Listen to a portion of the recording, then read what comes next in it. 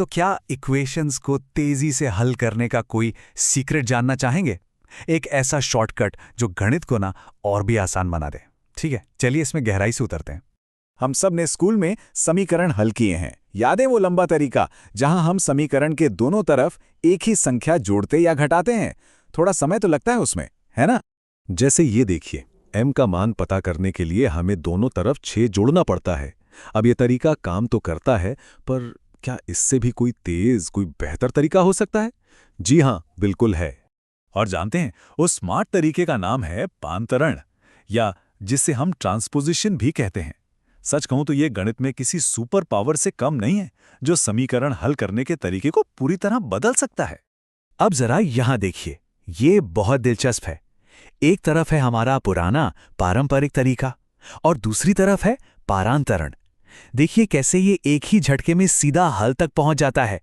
मतलब कई सारे स्टेप्स की जगह बस एक सीधा साधा हल। तो आखिर ये पांतरण है क्या?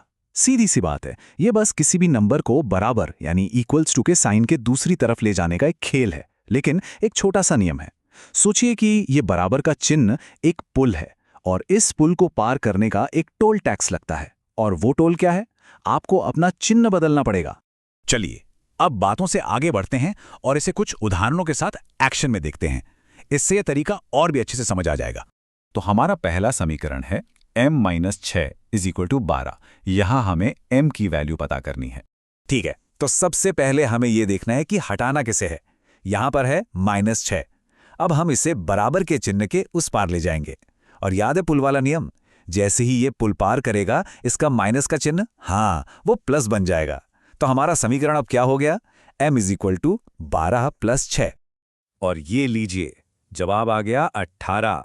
देखा, कोई लंबे चौड़े स्टेप्स नहीं, कितनी आसानी से और कितनी तेजी से हम सही जवाब तक पहुंच गए। ठीक है, एक और उदाहरण लेते हैं ताकि ये पक्का हो जाए। इस बार समीकरण है p + 18 = 37। यहां मामला थोड़ा अलग है।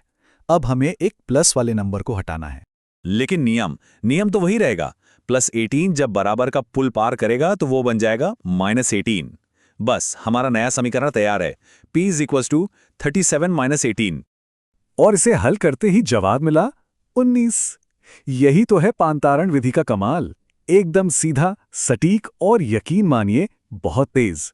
अब मन में ये सवाल आ सकता है कि भाई ये सब तो ठीक है, पर असल जिंदगी में इसका क्या काम?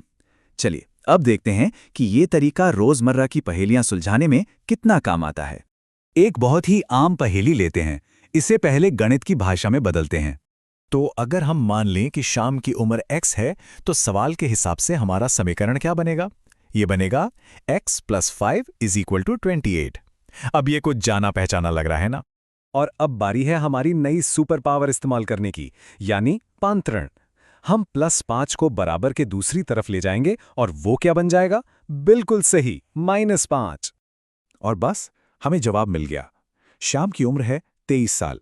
ये एक बहुत अच्छा उदाहरण है कि कैसे एक सिंपल सा गणित का तरीका एक असल जिंदगी की पहेली को चुटकियों में हल कर सकता है। चलो एक और पहेली देखते हैं।